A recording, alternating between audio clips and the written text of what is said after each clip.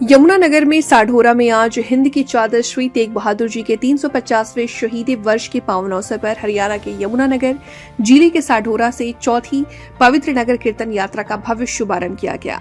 इस अवसर पर हरियाणा के मुख्यमंत्री नायब सिंह सिरी ने गुरुद्वारा साहिब में श्री गुरु ग्रंथ साहिब के समक्ष अरदास करते हुए गुरु तेग बहादुर जी के जप त्याग का संदेश जन जन तक पहुंचाने का आह्वान किया। कार्यक्रम के दौरान मुख्यमंत्री ने अपने ऐच्छिक कोटे से गुरुद्वारा जूढ़ी साहिब को 31 लाख रुपए देने की घोषणा की।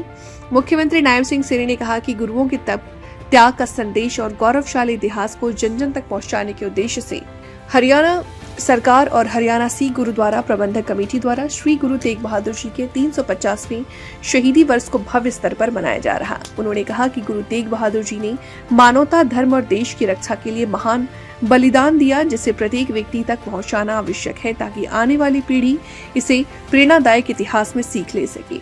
गुरु तेग बहादुर जी को पूरे विश्व में मानव अधिकारों के प्रथम महानायक बताते हुए मुख्यमंत्री ने कहा कि साढौरा की पावन भूमि से आरंभ की गई ये चौथी नगर कीर्तन यात्रा गुरु जी के तप त्याग, विचार और धर्म रक्षा के संदेश को जन जन तक पहुंचाने का काम करेगी।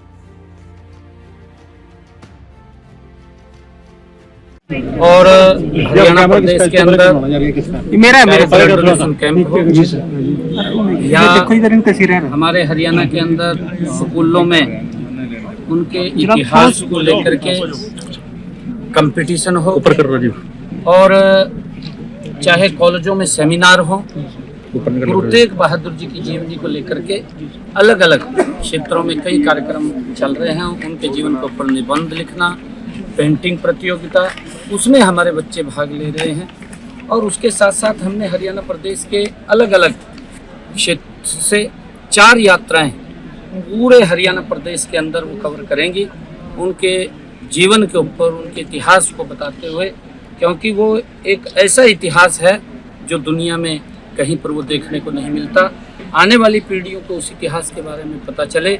8 तारीख को हमने सिरसा के रानिया से इस यात्रा को, फर्स्ट जो यात्रा थी वो शुरू हुई और वहाँ हमने सिरसा के अंदर जो चौधरी देवीलाल यूनिवर्सिटी है उसके अंदर गुरु तेग बहादुर जी के नाम से एक चेयर भी स्थापित की। और उसके साथ साथ हमने उसके बाद फिर पिंजौर से दूसरी यात्रा शुरू की और उस दूसरी यात्रा में हमने जो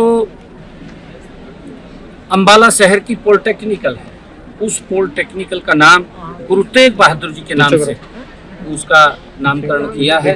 और फिर एक यात्रा हमारी फरीदाबाद से शुरू हुई, आज हमने साढौरा से वो यात्रा शुरू की है। उसके बाद गुरु तेग बहादुर जी के नाम से हमने यहाँ पर एक वन और कुछ जो वन्य है, यहाँ कालेश्वर का एक क्षेत्र है, इसके लिए कई योजनाएं आज उनका उद्घाटन किए हैं। और एक एग्रीकल्चर महाविद्यालय का भी गुरु तेग बहादुर जी के नाम से रखने का आज काम किया है। और इसी प्रकार से पूर्व के अंदर भी, चाहे यमुनानगर के अंदर मेडिकल कॉलेज का नाम गुरु तेग बहादुर जी के नाम से रखा गया है। और कई जो सड़क कुरुक्षेत्र से कालेश्वर तक, इधर लोहगढ़ साहब तक आती है, उसका नाम बाबा बंदा सिंह बहादुर के नाम से सड़क मार्ग रखा गया है। और पंचकुला से जो पौंटा साहब आता है उसका नाम गुरु गोविंद सिंह के नाम से रखा गया है। और इसी प्रकार और भी, क्योंकि उस इतिहास को आगे बढ़ाने के लिए निरंतर सरकार काम कर रही है।